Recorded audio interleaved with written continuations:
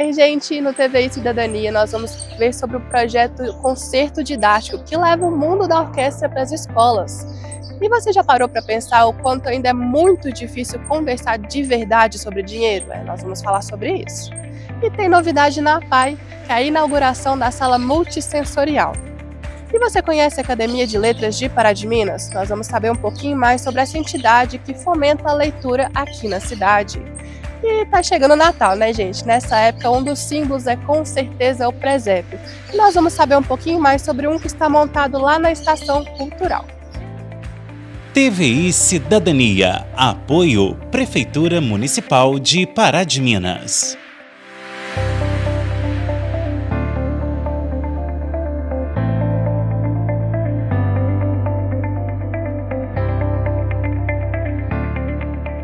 A música tem mesmo o poder de mexer com a gente, né? Seja de forma emocional ou pelo balanço do corpo. Mas tem alguns estilos musicais que parecem um pouco mais distantes da nossa realidade, né? Que é o caso da orquestra. E aqui em Pará de Minas, o projeto Concerto Didático faz questão de diminuir essa distância, levando o mundo da orquestra para as escolas. E agora a gente vai conversar com o Gilmar Iria, que é maestro da Orquestra Arte Nossa, está aqui no Cidadania. Seja muito bem-vindo. Obrigado. Gilmar, me conta assim, você tem um projeto que leva, né, a orquestra para as escolas, para os alunos conhecerem esse mundo que a gente acha assim, que é tão distante, né, aqui em Pará de Minas. Como que surgiu essa ideia de levar a orquestra? Sim, o projeto chama Concerto Didático e ele surgiu em 2023, quando a orquestra tinha acabado de fazer um concerto de rock e MPB, e aí no ano anterior, 2022, a gente tinha feito um concerto didático, porém o concerto didático era, os alunos da escola iam até o Teatro Municipal e lá acontecia o concerto didático. A característica do concerto didático é de explicar como é uma orquestra, como é o funcionamento de uma orquestra. E aí me passou em 2023 assim, eu acho que eu vou mudar esse formato. Eu pensei em, ao invés dos alunos irem até o teatro, a orquestra ia até as escolas. E aí surgiu dessa ideia, dessa iniciativa, e a gente iniciou mais ou menos em julho de 2023. Aí visitamos diversas escolas, tanto públicas e privadas. Também fomos na APAE. E o mais interessante que a gente achou desse projeto, né, foi realmente aproximar, porque às vezes o universo da orquestra, para a maioria das pessoas, é algo muito distante, né? Então, uma das questões que a gente viu que foi muito bonita de ver os alunos vendo e se emocionando é conhecer os instrumentos de perto, né? Sim, e essa visita nas escolas, como que funciona? Eles entram em contato com você? Qual é a disponibilidade? Sim, as escolas podem entrar em contato conosco, às vezes ou por telefone ou pelo Instagram. A nossa disponibilidade atualmente é sempre nas terças-feiras, às 19 horas, mas é possível, talvez, se for em outro momento, outro dia, horário, a gente pode também ver se é possível, mas acho que basta entrar em contato conosco. Sim, além de levar, né, toda essa curiosidade de instrumentos diferentes, né, um estilo de música às vezes diferente também, apesar de que vocês fizeram, né, um concerto de MPB, rock, né, é também levar essa questão de que a música faz muito bem, né, pra gente, pra nossa mente, pra tudo, né. Sim, sim. E é importante isso que você mencionou, porque em 2024 a gente teve uma segunda edição desse concerto didático, foi com a EMAB Oeste, daqui da cidade de Pará de Minas, onde em parceria com uma assistente social, que é até minha amiga também, a Marisa Mello, nessa parceria o nome do projeto chama Orquestrando Saúde, e aonde mais que mudou, né, no nosso projeto tinha um bloco, o primeiro bloco era a Marisa falando sobre a questão da saúde mental, dos benefícios que a arte pode trazer para a saúde e o bem-estar. E uma segunda parte, onde a orquestra apresentava o concerto e também apresentava os instrumentos para os alunos. Sim, e esses instrumentos, tem algum que você percebe que os alunos têm mais curiosidade, geralmente? Tem sim. Inclusive, tem um momento que a gente mostra os instrumentos, né? E geralmente o público bate palma ao final, né? Aham. E uma das características da nossa orquestra é não ter também só instrumentos convencionais. Então, na nossa orquestra tem acordeon, tem violão, tem bateria, às vezes tem guitarra, tem também os violinos, os violoncelos, as flautas, mas o acordeon, por enquanto, é o rei, o acordeon e a bateria. Quando apresenta o acordeon ou a bateria, o público vai à loucura. É um instrumento não muito convencional nas orquestras, como você falou, né? Sim. E aproveitando também que a gente está chegando perto do Natal, com certeza vão ter apresentações, né? Para quem quiser conhecer um pouquinho mais do seu trabalho na orquestra. Sim. Eu acho que quem quiser conhecer o nosso trabalho, no dia 14 de dezembro, nós vamos fazer uma apresentação na Igreja São Francisco. É bem provável que o horário seja 19 horas ou 19h30. Também quem quiser conhecer mais o nosso trabalho, buscar nossas redes sociais. O nosso Instagram é Orquestra Arte Nossa e o nosso site é orquestraartenossa.com.br. Certo, muito obrigada pela disponibilidade de falar pra gente, né? Mostrar também esse trabalho muito importante que é feito. É isso aí, pessoal. A música e a arte realmente fazem muita diferença e trabalhos assim também levam esse mundo para as pessoas que ainda não conhecem. É muito legal, né, gente? E ter acesso a diversos estilos musicais é muito rico, né?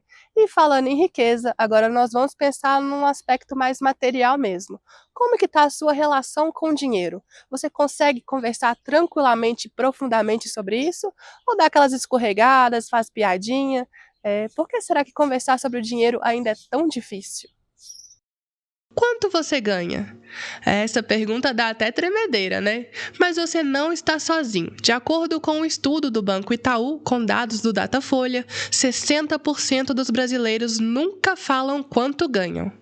Mas por que é tão difícil conversar de verdade sobre dinheiro?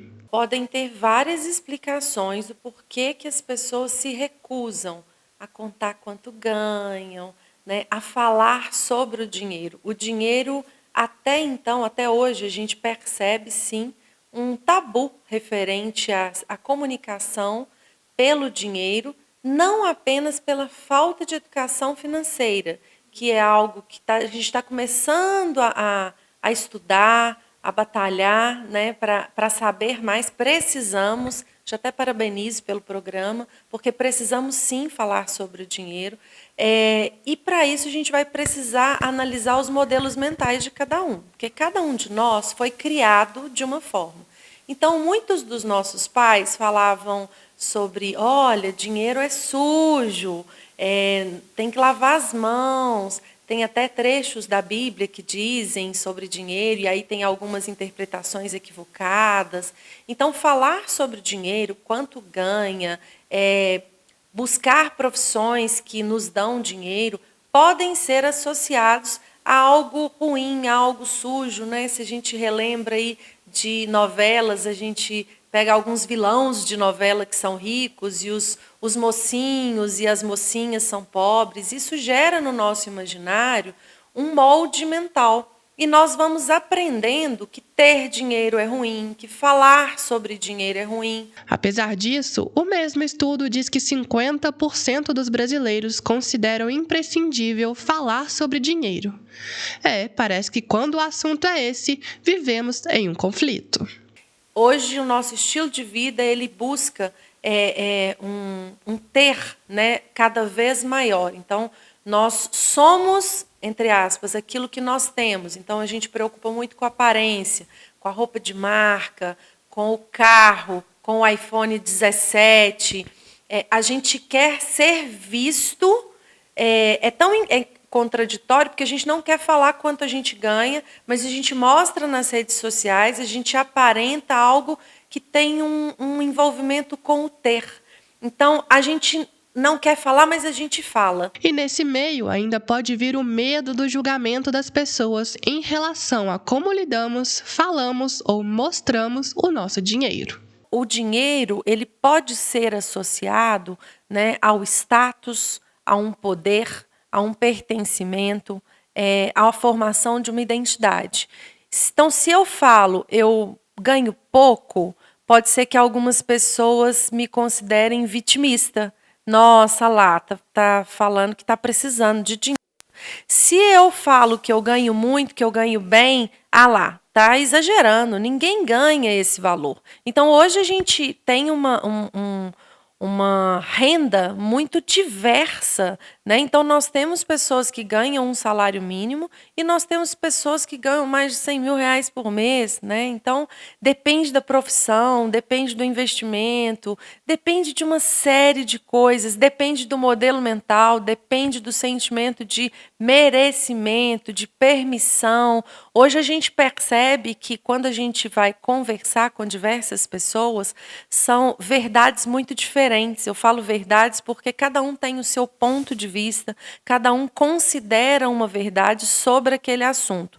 Então a gente precisa escutar mais sobre o que as grandes mentes nos dizem hoje de como planejar melhor, como fazer a sua gestão financeira. Além disso, né, porque a gente também tem a questão emocional, muitas pessoas, apesar de saber, né, o que fazer com o seu dinheiro, como planejar, como economizar, como investir, o nosso comportamento financeiro às vezes não segue aquilo que a gente sabe, porque aí vai se esbarrar nesse modelo mental que eu falei, vai se esbarrar em questões emocionais, vai se esbarrar em dívidas que eu acredito que eu tenha e que não são apenas dívidas financeiras, são dívidas emocionais, né? Hoje a gente está trabalhando a questão financeira, mas a gente poderia estar falando dos sintomas que acometem o nosso corpo, né? A compulsão pela alimentação. Hoje a gente faz um recorte financeiro, mas na verdade o que a gente está dizendo a gente está falando sobre comportamento humano. A gente está dizendo e se questionando por que a gente se comporta como a gente se comporta. Por que eu, apesar de receber bem financeiramente, gasto mais do que eu recebo? Ou às vezes eu recebo não muito, mas eu consigo adquirir bens, eu consigo poupar, eu consigo investir, eu consigo ter uma gestão financeira saudável. Então, não é sobre o quanto se ganha, e sim como você se comporta em relação àquele valor que você recebe no final do mês. É muito interessante ver como os aspectos culturais acabam moldando o nosso pensamento e a forma como agimos, né? E eu vou agora para um rápido intervalo, vou te deixar refletindo aí sobre a sua relação com o dinheiro, mas fica atento que eu volto já já.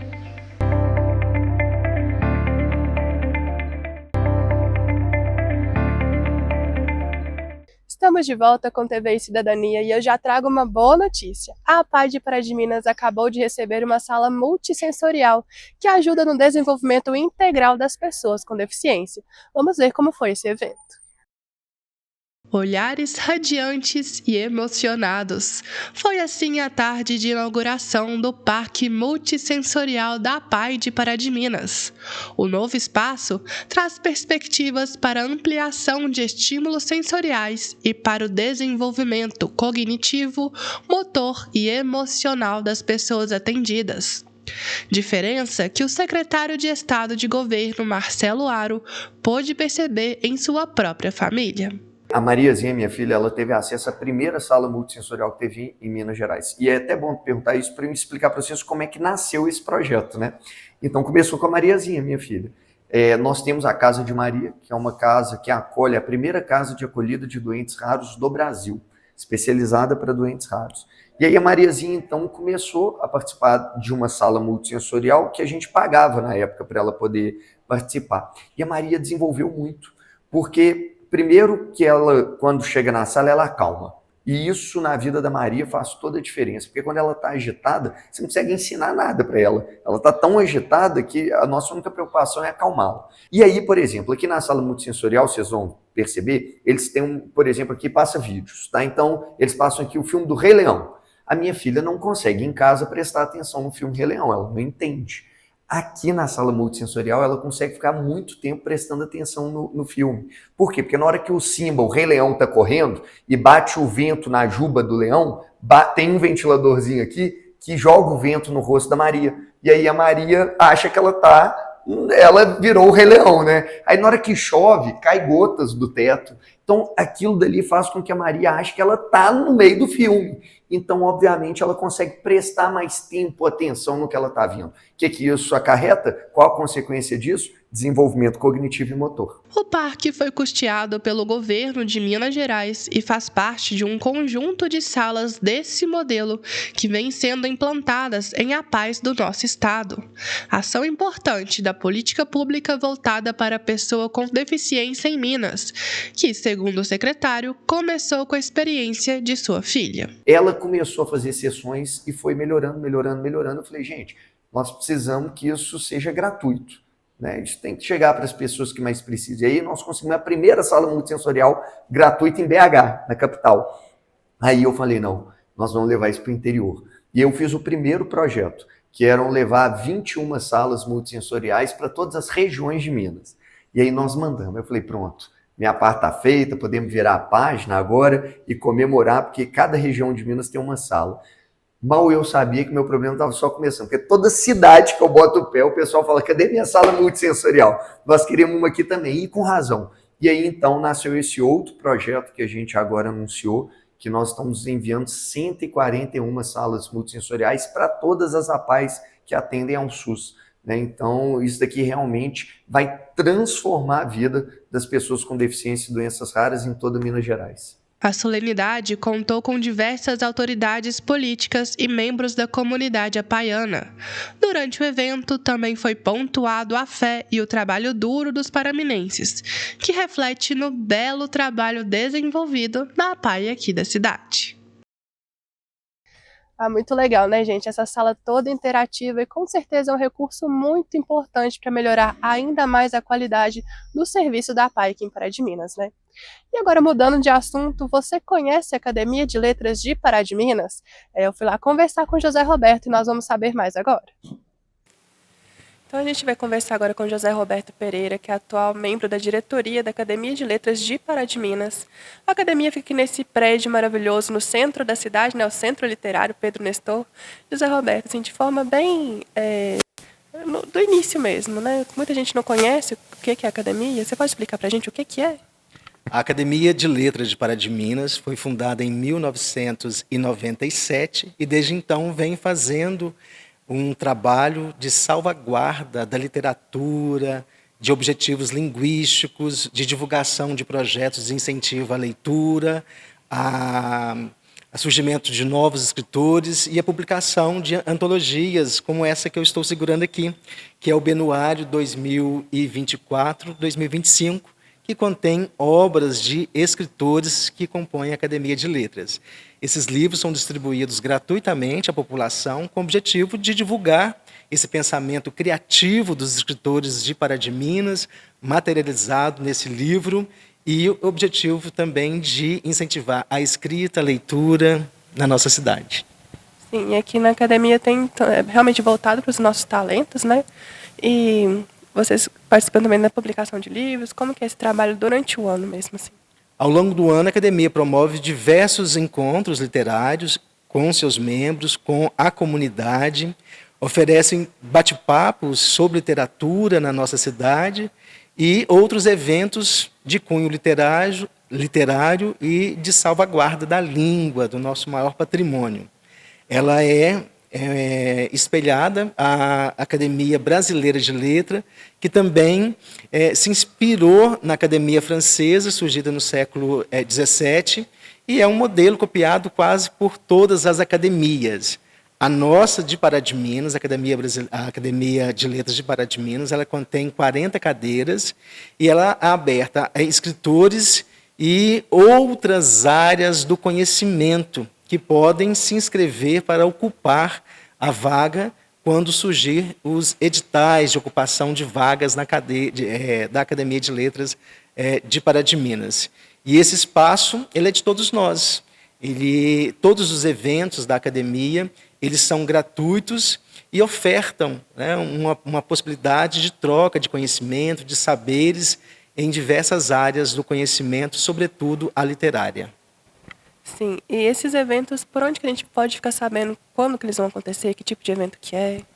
A academia costuma divulgar os seus eventos nas suas redes sociais, Facebook, Instagram e na imprensa local, que sempre prestigia e divulga os eventos da academia. Fiquem atentos que você pode se tornar um escritor e se tornar um membro da Academia de Letras, esse espaço que celebra, né, a troca de conhecimento, de saberes, e fortalece também a nossa narrativa, a nossa maneira de escrever, a nossa maneira de ser artista, de se inserir no contexto social, fazer da nossa cidade um lugar sempre melhor para se viver por meio da arte, da cultura, do entretenimento. E aí a gente faz não só uma cidade, mas um estado, um país melhor. E a Academia de Letras aqui de Pará de Minas conversa com outras academias também? Sim, nós participamos da Associação das Academias de Letras de Minas Gerais, com a Academia Mineira de Letras, e o intercâmbio com essas instituições, com os escritores de outros lugares, fomenta diversas ações aqui dentro da nossa cidade e eventos que a gente traz escritores para debater a sua maneira de escrever, falar um pouco do lugar onde vive, da sua cultura, dos seus saberes, e isso fortalece diversas comunidades, não só aqui na nossa academia, mas quando a gente também leva todo esse nosso conhecimento para ser dividido, compartilhado em outros espaços. José Roberto, você disse que esses livros, essas publicações ficam disponíveis de forma gratuita, né? A pessoa precisa vir aqui no centro, é disponibilizado na biblioteca também? Como que funciona? Esse livro já está disponível em algumas instituições que promovem a leitura, como a Biblioteca Pública aqui da nossa cidade. Nos eventos em que a academia faz bate-papo, as pessoas presentes, elas recebem esse exemplar. Toda vez que a gente faz o Benuário, a gente faz 1000 exemplares e eles são distribuídos gratuitamente. Basta participar dos nossos eventos para garantir o seu, enquanto não acabar os exemplares, obviamente. E é sempre uma alegria, porque ao ler um exemplar como esse, você tem acesso a 20 escritores que pensam e escrevem de maneira diferente. Então, é uma maneira de entender, saber do processo criativo de cada um dos escritores que compõem a Academia de Letras de Pará de Minas. E quem quiser ter acesso, é só olhar nas nossas redes sociais, onde nós estaremos promovendo bate-papos e divulgando e sorteando esses exemplares. É muito importante ter tantas pessoas zelando pelo incentivo à leitura e o surgimento de novos autores aqui na cidade, né? Talentos da nossa terra. E por falar em talento, você já foi lá na Estação Cultural conferir o presépio que foi montado lá? Ah, tá belíssimo. E nós vamos saber um pouco mais sobre a montagem dele com o artista João Batista. A Estação Cultural de Pará de Minas, localizada na Praça Torquato de Almeida, se tornou palco de um grande presépio. Quem vem visitar tem muito a contemplar. A cada olhar, a descoberta de um novo quadro que completa a narrativa de Belém monumental. Cada detalhe pensado com zelo parece até cena de filme. Belém monumental é justamente isso, é a união desses dioramas. O que são esses dioramas? Os dioramas são cenas, né? Cada cena ali, ela está no seu individual, né? Para que as pessoas possam curtir essa cena. Nós temos aqui a cena da Anunciação do Anjo, logo ali atrás. O que começa todo o presépio é a cena de São Francisco, porque São Francisco nos trouxe essa manifestação, né, de arte, de cultura e de religião. Ele trouxe o presépio para nós. Então, os presépios não pode faltar São Francisco. Então, tem a cena de São Francisco ali, que ele está lá em Grétio. Nós temos ali, naquela paisagem de fundo, é um afresco, e esse afresco existe hoje, está na capela, onde é o local que foi feito essa representação com São Francisco. Então, Wagner passou para nós ali muito bem, eu convidei ele para poder fazer essa parte para nós, e depois nós seguimos da Anunciação do Anjo, o anjo ali no sonho com São José, e vai seguindo a história. Cada parte é um diorama, porque cada parte tem a sua individualidade. No conjunto, nós formamos a Belém Monumental. Aqui as pessoas vão poder conferir Jerusalém, com suas muralhas, tá? As pontes onde estão passando as caravanas, a cidade de Nazaré, onde Maria recebeu o anjo para anunciar, Belém, onde está o nascimento de Jesus, e nós vamos ter também o Egito, que conta uma parte da chegada e a saída da Sagrada Família do Egito. Para uma apreciação ainda mais completa, a montagem do presépio desse ano trouxe uma novidade. E o presépio esse ano ele vem com novidades, tanto do lado de baixo, porque nós estamos na estação cultural, nós temos aqui a parte onde as pessoas podem subir e fazer aquela visão panorâmica de cima, e conferir todas as outras cenas que aqui abaixo não consegue conferir. Então, quando as pessoas sobem, elas já estão fazendo uma viagem, né, dessa montagem. Então, isso é muito gratificante e é muito bom. E é uma novidade que os outros anos a gente não conseguia trazer. A cada ano, João Batista trabalha um tema diferente para a montagem do presépio. Assim, cada edição carrega consigo a magia de novas interpretações diante dos olhares atentos e encantados da população. Esse tema nós trabalhamos Senhor dos Senhores, Rei dos Reis e Príncipe da Paz. Com o presépio, nós falamos sempre que o menino Jesus, né, ele veio para unir os povos, por isso a gente coloca Senhor dos Senhores. E quando a gente falamos Rei dos Reis, nós vemos para contemplar a parte que os magos, né, foram e visitaram, trouxe ouro, incenso e mirra, né? Os magos tão importantes diante de uma criança simples, né? Se curvaram, se fizeram as suas homenagens, então ele se torna Rei dos Reis. E Príncipe da Paz, porque sempre onde tem histórias do menino Jesus, histórias sobre a Sagrada Família, vem trazendo sempre uma paz. E as pessoas chegam aqui para ver esse presépio, eles falam, gente, mas aqui traz uma paz, é tão bom. Né? Então o presépio vem para trazer isso. Então esses três temas unidos esse ano que representa essa montagem. Para chegar nesse resultado encantador, foram utilizadas diversas peças e técnicas. As imagens eu fiz um cálculo mais ou menos de 800 peças entre as figuras humanas, os animais e os acessórios usados no presépio. Às vezes a gente acaba colocando um pouquinho mais quando a gente sente essa necessidade. Né? Durante a montagem, às vezes acontece esses problemas. Então ficou um pouco mais do que 800 peças. As pessoas podem conferir. E esse presépio, nós podemos conferir aqui algumas técnicas usadas, principalmente a reciclagem, que eu trabalho reciclagem com vários objetos. Aqui eu vou ter o papelão e vou ter o isopor também, que está com massa, que está com tinta, todo bem trabalhado assim, e alguns elementos da natureza, que são a vegetação seca, que eu acho que fica muito bom para o presépio, juntamente com algumas plantas artificiais, né, que dá aquele toque. Então, assim, é um jogo de materiais de acordo com aquele tema e de acordo com a montagem daquele ano. O presépio fica aberto à visitação até o dia 6 de janeiro de 2026, das 9 horas da manhã até as 4h30 da tarde, de segunda a sexta-feira. As escolas também podem agendar visitação para os alunos, entrando em contato diretamente com a estação cultural.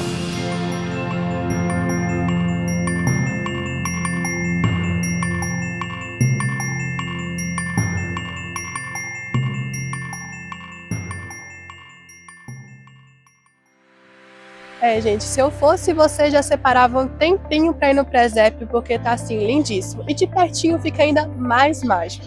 E nesse clima natalino que o TVI Cidadania vai ficando por aqui. E você já sabe, né? Tem alguma sugestão de assunto? Manda pra gente no 3231-6363. Até a próxima!